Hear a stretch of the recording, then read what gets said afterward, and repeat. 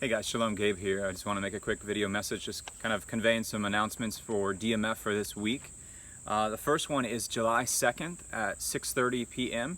We're going to have our monthly Rosh Chodesh family game night at my house.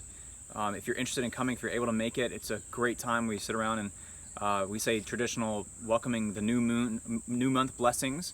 We blow the shofars, we read some scriptures, and then we just have a time of just playing games together as families. Eating food, having a bonfire, making some s'mores. So if you're interested and able to come, please see me in person or just email me at gabrielrutledge@gmail.com. That's July 2nd at 6:30 p.m. The next event we have is July 3rd. If you may know, Julia and Jeremy just recently got married and they're moving into a new house that they had built. And so we want to gather together as a community and help them move into their house. If you're able to help Jeremy or Julia move on July 3rd, I believe that's a Wednesday morning, see Jeremy or Julia for details on that. The next big date we have is July 13th. So one of the things I do every Shabbat is I take the trash out. It's kind of just my thing. I like to get the trash out for the building, out of the synagogue building, and take it out and put it in my car and take it home and put it in my trash can. It saves us money on renting a dumpster every month. So it cuts down the cost a little bit. But since we've been growing in numbers and attendees and the number of people who are there, I've noticed that we've been accumulating more trash every Shabbat, and it doesn't quite fit in my trash can anymore. So one of the things, kind of a lot of different reasons behind this, we want to think about in terms of cost for our congregation. We're buying a lot of plastic cups every week for people to use, and many people will use multiple cups per week. We also want to think like environmentally. That's not good for the environment to put that much plastic in a landfill, but also just in terms of hauling that trash home and preventing us from having to rent a dumpster. So what we're doing is we're implementing a bring your own cup campaign. This is just something where, if you have some coffee mugs laying around the house, maybe you have something that's customized, has your name on it, like Howard on the side of it or something, bring that mug with you to our building, and we have installed some shelves in the kitchen, and you'll just put your cup up there. It'll be for you and you only. You'll know that it's your mug, and so, or it could be a cup, ceramic cup or whatever you prefer. And you will just come in and you'll use that throughout the day on Shabbat when we sit down and have lunch together. You'll take it in the kitchen, just rinse it out, set it back up on the shelf to dry. And we'll have some extras for visitors and stuff like that, but I'm giving you guys about a two week notice. That's going to be July 13th. There's no more plastic cups available for people to use.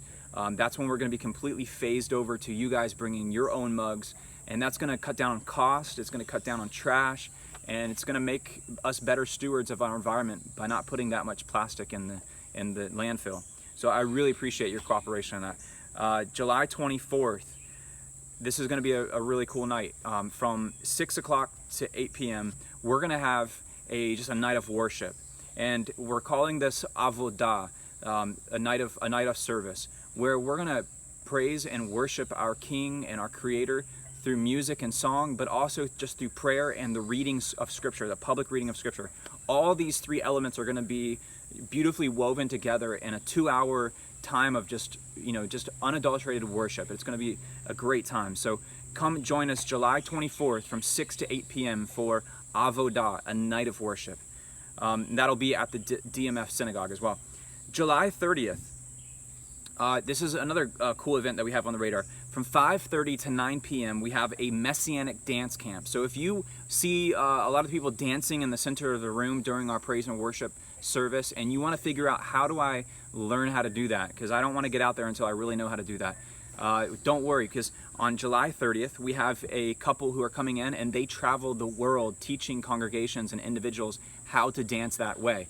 So this is a great opportunity for you. They are just asking for a $10 donation from anyone who's involved, but it's not even a requirement. They say if someone can't afford $10, just come anyways, because their heart is really just teaching people how to worship through dance.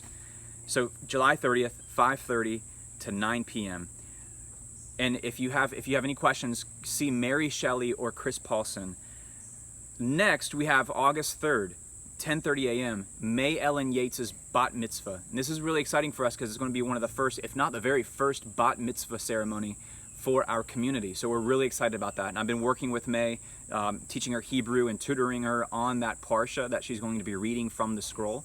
And this is going to be the first Bat or Bar Mitzvah ceremony that we use our new Torah scroll to execute. So it's gonna be really cool. August 3rd, it's a Shabbat, 10:30 a.m. And I will say at that oneg, we're gonna make it all just dedicated towards May Ellen, celebrating her bat mitzvah. So if you have things like gifts, cards with money, gift cards you want to put in them, this is a great opportunity just to shower her with blessing and celebratory gifts, because she's coming into an age of womanhood where she is now spiritually, she is considered a woman.